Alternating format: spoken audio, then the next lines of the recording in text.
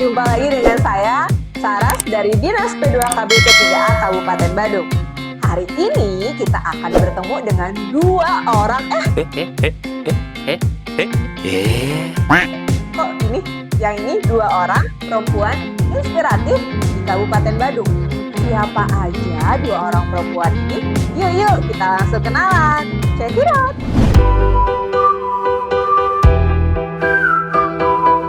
Hai guys, saya Gong Nindi. Saat ini saya sedang berada di rumah salah satu perempuan inspiratif di wilayah Kabupaten Badung. Pada masa pandemi COVID-19, berkat ide dan dorongan dari beliau, masyarakat di lingkungan Permata Nusa Dua sangat merasakan manfaat dari bercocok tanam di pekarangan rumah. Mereka sangat terbantu dalam pemenuhan kebutuhan dapur seperti bumbu-bumbu dan juga sayuran. Siapakah sosok inspiratif ini? Yuk kita ngobrol. Om Swastiastu. Om Swastiastu. Selamat siang Ibu, saya dari Dinas P2KB P3A Kabupaten Badung. Boleh saya izin untuk ngobrol-ngobrol sebentar Ibu? Silakan, mari kita ngobrol di dalam. Terima kasih. Mari kita duduk di sini. Ya, terima kasih Ibu. Silakan duduk. Oke, baik Ibu. Pertama-tama boleh Ibu memperkenalkan diri secara singkat terlebih dahulu? Nama saya lengkapnya Niwayan Leri. Saya kelahiran sini Nusa Dua asli. Ibu, saya memulai pertanyaannya Bu ya. Tinggal di wilayah Kabupaten Badung yang notabene merupakan wilayah yang bergerak di sektor pariwisata. Mengapa Ibu lebih memilih untuk menjalani hobi Ibu di bidang bercocok tanam? Iya, memang benar sih. Nusa Dua itu adalah daerah pariwisata, benar sekali. Tapi kita kan sebagai manusia tidak bisa monoton. Kalau menurut saya ya, lagi pula kalau saya orangnya itu suka tantangan. Itu satu. Itu prinsip saya. Kenapa mesti selalu ikut arus? Sekali-sekali kita harus melawan arus demi mencapai sesuatu yang lebih baik dan mungkin yang lebih bermanfaat. Nah, kenapa ke pertanian? Karena saya terlahir dari keluarga petani, nelayan, bapak nelayan. Ya, jadi saya sudah sangat familiar, sudah tahu ya cara bercocok tanam. Dan lagi pula saya berprinsip kalau kita punya lahan sedikit pun kita bisa manfaatkan untuk nanam, apalagi kebutuhan sehari-hari seperti cabai yang kita perlukan atau untuk sayur mayur gitu misalnya. Dengan memetik hasil petik panenan punya tanam sendiri itu membawa kepuasan tersendiri gitu. Jadi dan dari segi amannya juga. Jadi kalau kita menanam sayur kan kita tahu isinya apa, kita kasih bumbu apa gitu. Itu yang terutama bagi saya sebenarnya lebih bagus. Luar biasa sekali Ibu. Berarti dasar-dasarnya sudah Ibu pelajari dari orang tua ya Bu ya? Iya, betul. Kalau di Nusa Dua memang sih ada tantangan yang sangat-sangat berat sebenarnya ya. Bagaimana di sini kita bisa menanam sayur. Nah, itu perlu perhatian khusus. Tips saya sih cuman kita tuh harus benar-benar telaten dan benar-benar tidak tahan banting gitulah ya. Kegagalan itu pasti ada. Tidak semua tanaman yang bisa kita tanam di sini, tapi ya sebagian besar bisa kita lakukan di sini dengan perawatan yang baik. Oke, jadi kan hobi Ibu ini sendiri pada akhirnya sekarang bermanfaat besar bagi masyarakat di lingkungan Ibu ya. Bagaimana sih perasaan Ibu ketika hobi Ibu ini memiliki manfaat yang besar bagi masyarakat di lingkungan sekitar Ibu? Kalau perasaan itu sih ya rasa puas tersendiri gitu ya. Jadi saya merasa bangga atas dukungan dan atas keikutsertaan warga di sekitar di sini. Terutamanya di masa pandemi kemarin itu kan mereka benar-benar merasakan manfaatnya, bagaimana kita bisa memanfaatkan pekarangan kita sebaik-baiknya dengan menanami tanaman-tanaman yang kita bisa gunakan sehari-hari seperti sayur dan bumbu-bumbu dapur itu. Jadi saya sangat senang, semoga semakin banyak warga yang mengikuti jejak-jejak teman-teman kita di sini. Jadi kita tidak perlu pusing-pusing harga cabai mau 100.000 kayak mau 200.000 kayak kita sudah punya di kebun, kita tinggal petik ya, nggak perlu beli lagi. Itu sangat-sangat senang saya dengan situasi seperti itu. Luar biasa sekali Ibu. Nah Ibu, yang saya ketahui juga Ibu juga mengemban tugas sebagai kepala lingkungan, yang mana Ibu merupakan satu-satunya kepala lingkungan perempuan di wilayah Kabupaten Badung.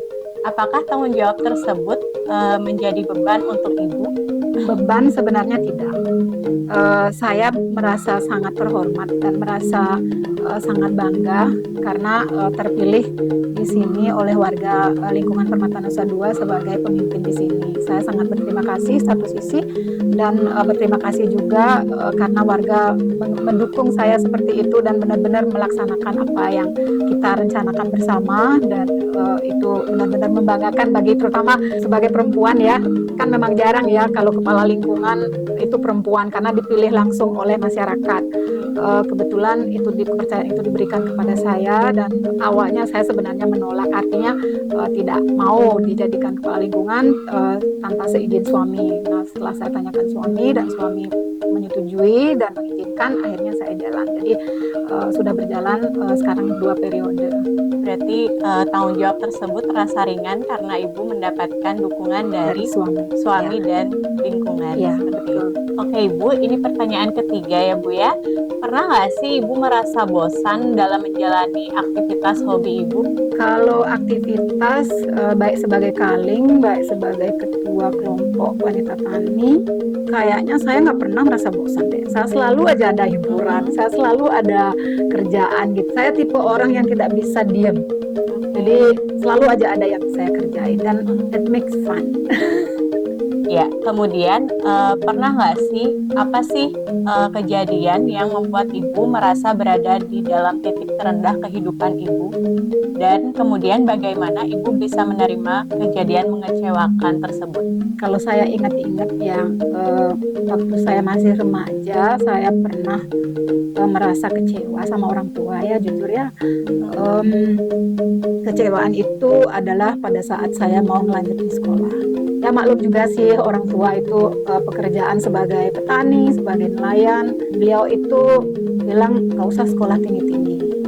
Ya, zamannya itu masih tahun 80-an ya, 80. Ya, akhirnya orang tua saya bilang kan mereka masih agak ini ya, pikirannya masih gini, oh orang perempuan nggak perlu sekolah tinggi-tinggi, nanti toh juga nganten dibawa ke keluarga lain, keluarga perbedaan suami. Ya, perspektif ya betul, itu mindset beliau masih begitu. Akhirnya saya batal untuk meneruskan sekolah. Orang tua selalu menuntut saya karena saya sebagai anak paling tua, sebagai panutan bagi adik-adik. Jadi saya harus bekerja, bagaimana menghasilkan uang. Akhirnya saya mengerti, memahami juga kondisi orang tua. Akhirnya saya nunut aja, jadi nggak ngelanjutin sekolah, jadi bekerja seperti itu. Gitu ya. Akhirnya saya bekerja, tahu bagaimana menghasilkan.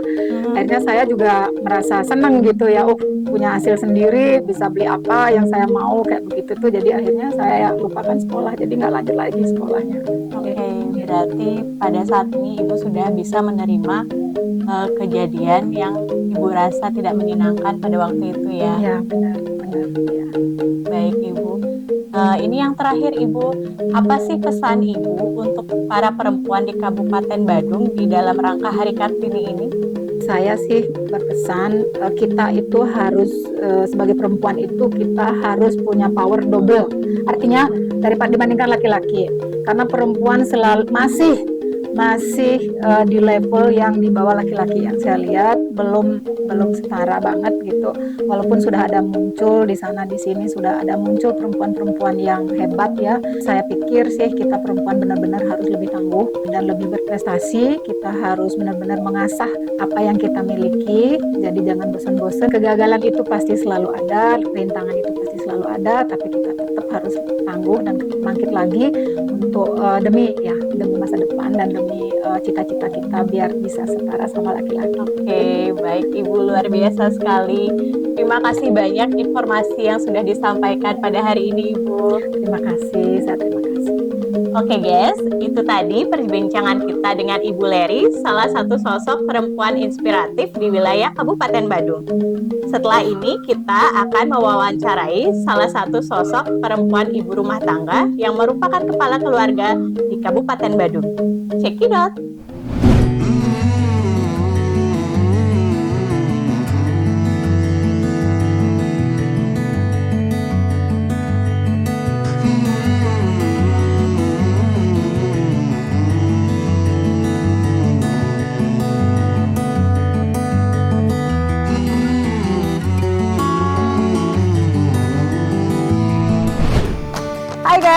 hari ini kita sudah di rumah perempuan hebat yang kedua, perempuan inspiratif yang merupakan seorang ibu rumah tangga yang tiba-tiba beliau harus mengambil banyak peran dalam satu waktu secara tiba-tiba, secara mendadak, menjadi seorang ibu, harus juga menjadi seorang ayah, harus juga menjadi tulang punggung keluarga. Dan sekarang hasilnya adalah 2 orang anak perempuannya tumbuh menjadi perempuan yang juga hebatnya. Siapakah beliau? Yuk kita langsung kenalan. Swastiastu. Swastiastu, Ibu. Ya, Ibu Tiang Saras dari Dinas P2KB P3A Kabupaten Badung. Yang mau ngobrol sebentar sama Ibu, Dados? Dados. Ya, Ireng. Ya, Ibu Suksema sudah menerima Tiang Riki di rumah. Boleh sebelumnya Ibu perkenalkan diri dulu? Nama Tiang Made Kompiang. Pekerjaan sehari-hari Tiang cuma berdagang, usaha kecil di warung aja. Usaha kecil yang bisa menghasilkan anak-anak sampai sekolah, sampai menikah, sampai saat ini. Ya, yang setahu Tiang kan Niki Ibu secara tiba-tiba berubah peran. Bukan hanya dari seorang ibu menjadi seorang ibu, tapi juga langsung harus ngambil peran jadi ayah, jadi tulang punggung keluarga, belum lagi ngayah di adat yang sepertinya cukup banyak kegiatan di adatnya. Bagaimana perasaan Ibu ketika Ibu tiba-tiba harus mengambil banyak peran sekaligus?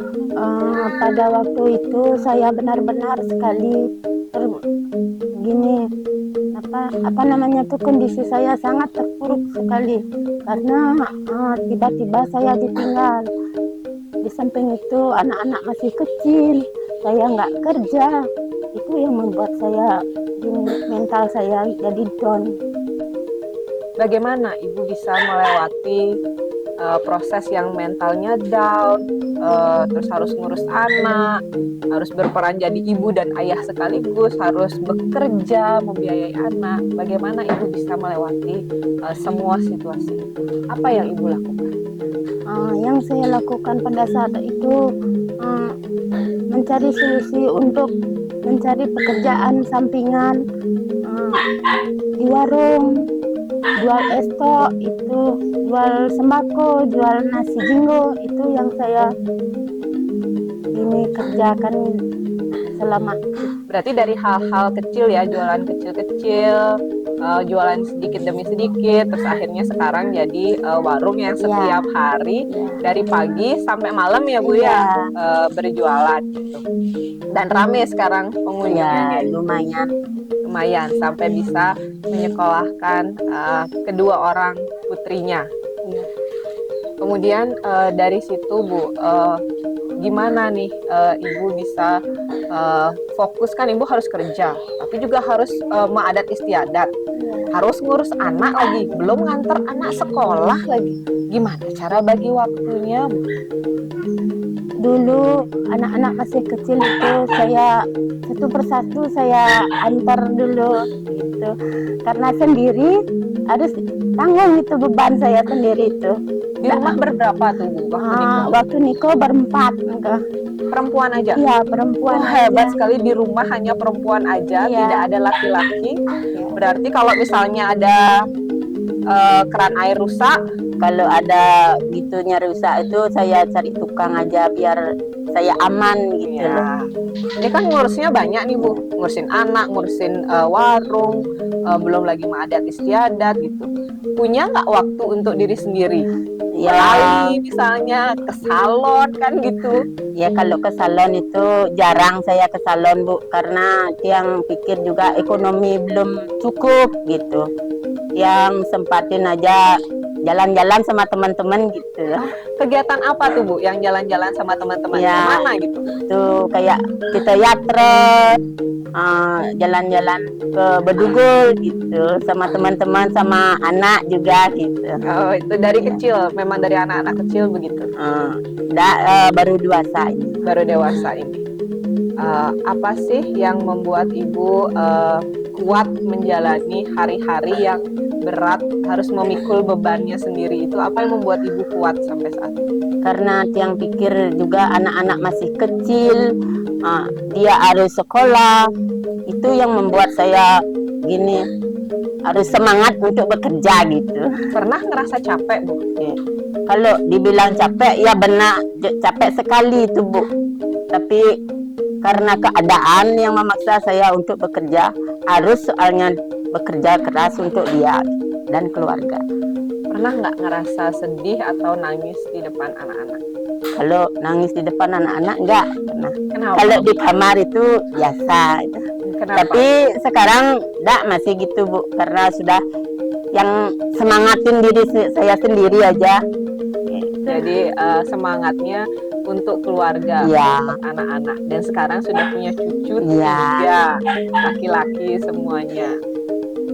Kalau Ibu boleh berpesan untuk perempuan-perempuan di luar sana, terutama perempuan-perempuan di Kabupaten Badung, pesan apa yang Ibu ingin sampaikan?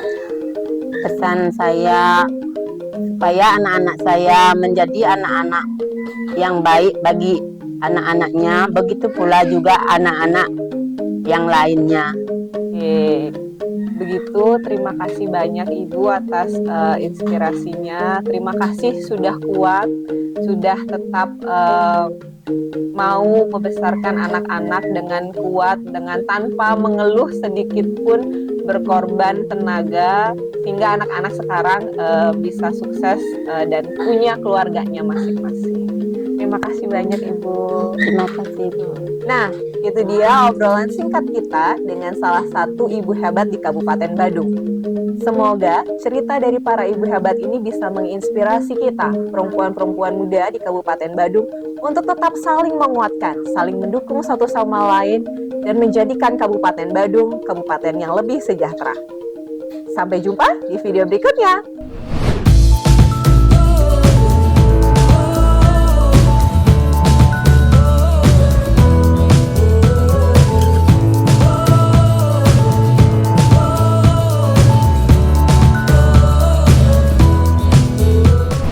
Perempuan adalah lentera keluarga di tengah gulita dalam mencapai dan menemukan jalan mencapai tujuan keluarga. Perempuan juga merupakan simbol dari pengorbanan tulus untuk memberikan yang terbaik pada keluarga. Perempuan merupakan simbol untuk memberikan harapan bagi keluarga menjadi keluarga yang sejahtera, menjadi keluarga yang mendapatkan harapan di masa depan. Perempuan berdaya, Indonesia maju. Selamat Hari Kartini tahun 2023. Perempuan berdaya, Indonesia maju.